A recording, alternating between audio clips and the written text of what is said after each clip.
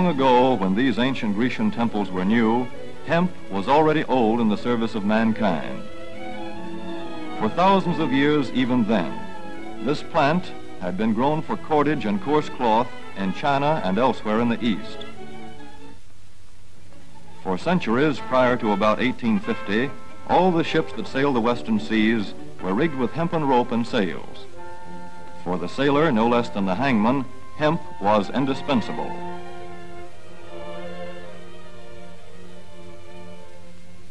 A 44-gun frigate, like our cherished old Ironsides, took over 60 tons of hemp for rigging.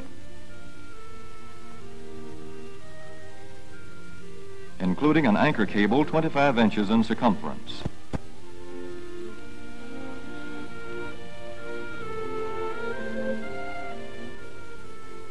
The Conestoga wagons and prairie schooners of pioneer days were covered with hempen canvas. Indeed, the very word canvas comes from the Arabic word for hemp. In those days, hemp was an important crop in Kentucky and Missouri. Then came cheaper imported fibers for cordage, like jute, sisal, and manila hemp, and the culture of hemp in America declined. But now, with Philippine and East Indian sources of hemp in the hands of the Japanese, and shipment of jute from India curtailed, American hemp must meet the needs of our Army and Navy as well as of our industries. In 1942, patriotic farmers at the government's request planted 36,000 acres of seed hemp, an increase of several thousand %. The goal for 1943 is 50,000 acres of seed hemp. In Kentucky, much of the seed hemp acreage is on river bottom land such as this, along the Kentucky River Gorge. Some of these fields are inaccessible except by boat. Thus, plans are afoot for a great expansion of the hemp industry as a part of the war program. This film is designed to tell farmers how to handle this ancient crop, now little known outside Kentucky and Wisconsin. This is hemp seed. Be careful how you use it. For to grow hemp legally, you must have a federal registration and tax stamp. This is provided for in your contract. Ask your AAA committeeman or your county agent about it. Don't forget, hemp demands a rich, well-drained soil such as is found here in the bluegrass region of Kentucky or in central Wisconsin.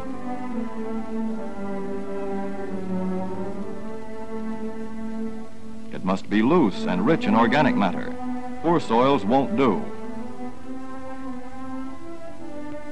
Soil that will grow good corn will usually grow hemp. Hemp is not hard on the soil. In Kentucky, it has been grown for several years on the same ground, though this practice is not recommended. A dense and shady crop, hemp tends to choke out weeds. Here's a Canada thistle that couldn't stand the competition. Dead as a dodo. Thus, hemp leaves the ground in good condition for the following crop. For fiber, hemp should be sown 5 pecks to the acre. With drill, the closer the rows, the better. These rows are spaced about 4 inches. This hemp has been broadcast. Either way, it should be sown thick enough to grow a slender stalk.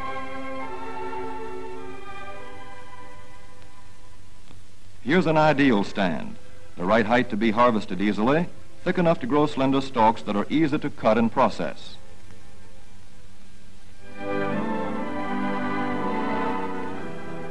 Stalks like these here on the left, they yield the most fiber and the best.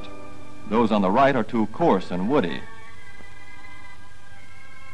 For seed, hemp is planted in hills like corn, sometimes by hand. Hemp is a dioecious plant. The female flower is inconspicuous, but the male flower is easily spotted. In seed production, after the pollen has been shed, these male plants are cut out. These are the seeds on a female plant. Hemp for fiber is ready to harvest when the pollen is shedding and the leaves are falling. In Kentucky, hemp harvest comes in August. Here, the old standby has been the self-rake reaper, which has been used for a generation or more. Hemp grows so luxuriantly in Kentucky that harvesting is sometimes difficult, which may account for the popularity of the self-rake with its lateral stroke.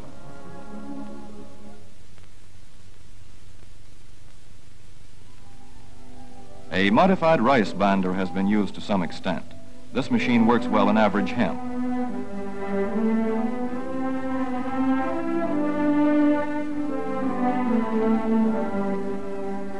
Recently, the improved hemp harvester, used for many years in Wisconsin, has been introduced in Kentucky.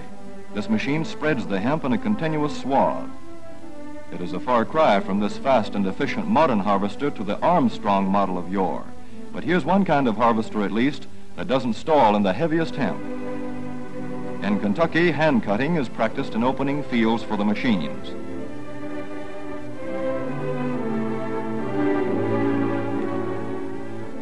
In Kentucky, hemp is shucked as soon as safe after cutting, to be spread out for retting later in the fall.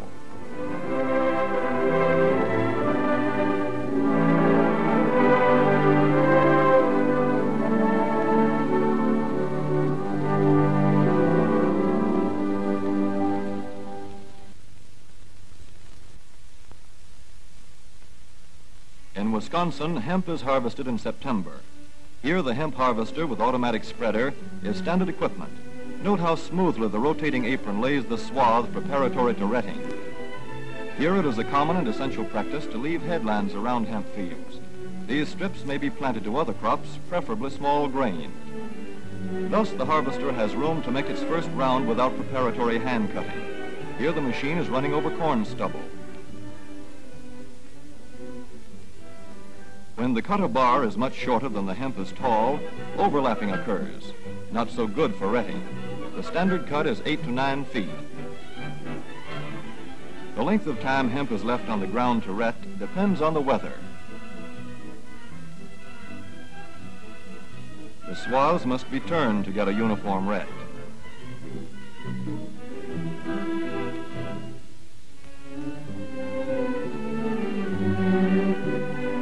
When the woody core breaks away readily, like this, the hemp is about ready to take up and bind into bundles.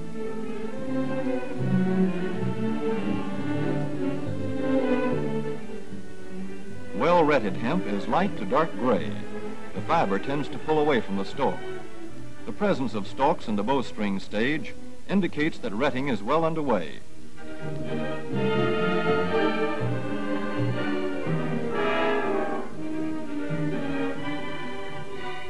When hemp is short or tangled, or when the ground is too wet for machines, it is bound by hand. A wooden buck is used. Twine will do for tying, but the hemp itself makes a good band.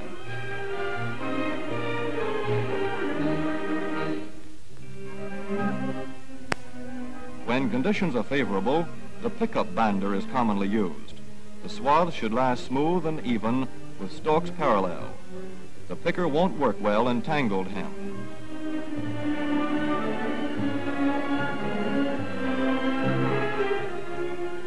After binding, hemp is shucked as soon as possible to stop further retting. In 1942, 14,000 acres of fiber hemp were harvested in the United States. The goal for 1943 is 300,000 acres. Thus, hemp, Cannabis sativa, the old standby cordage fiber, is staging a strong comeback. This is Kentucky hemp going into the dryer of a mill at Versailles.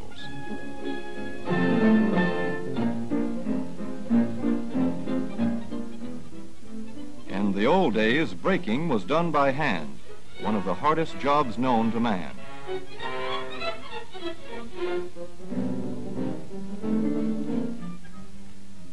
Now the power breaker makes quick work of it.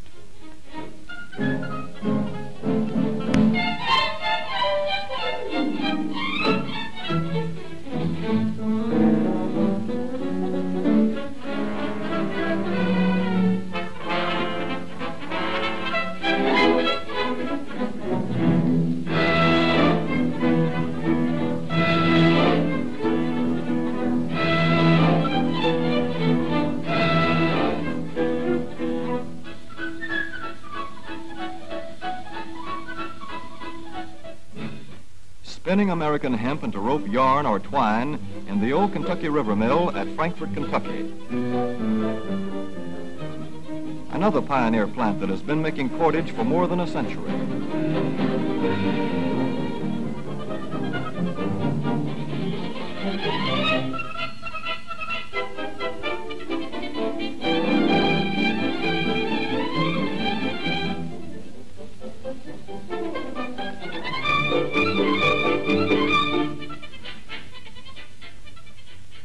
such plants will presently be turning out products spun from American-grown hemp. Twine of various kinds for tying, winding armatures, and upholsterers' work. Rope for marine rigging and towing, for hay forks, derricks, and heavy-duty tackle. Light-duty fire hose. Thread for shoes for millions of American soldiers. And parachute webbing for our paratroopers.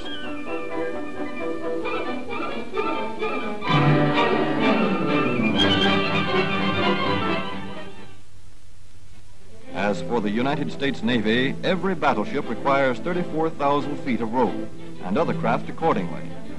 So here in the Boston Navy Yard, where cables for frigates were made long ago, crews are now working night and day making cordage for the fleet. In the old days, rope yarn was spun by hand.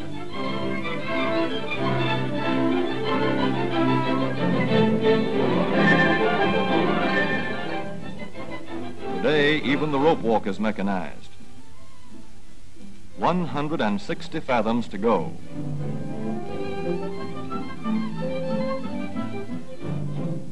The rope yarn feeds through holes in an iron plate.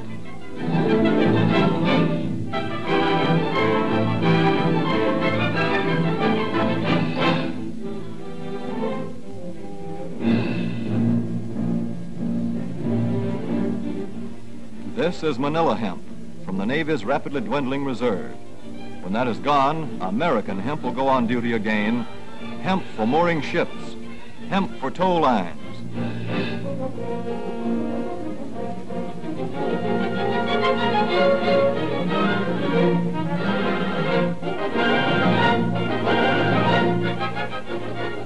Hemp for tackle and gear. Hemp for countless naval uses, both on ship and shore. Just as in the days when old Ironside sailed the seas victorious, with her hempen shrouds and hempen sails.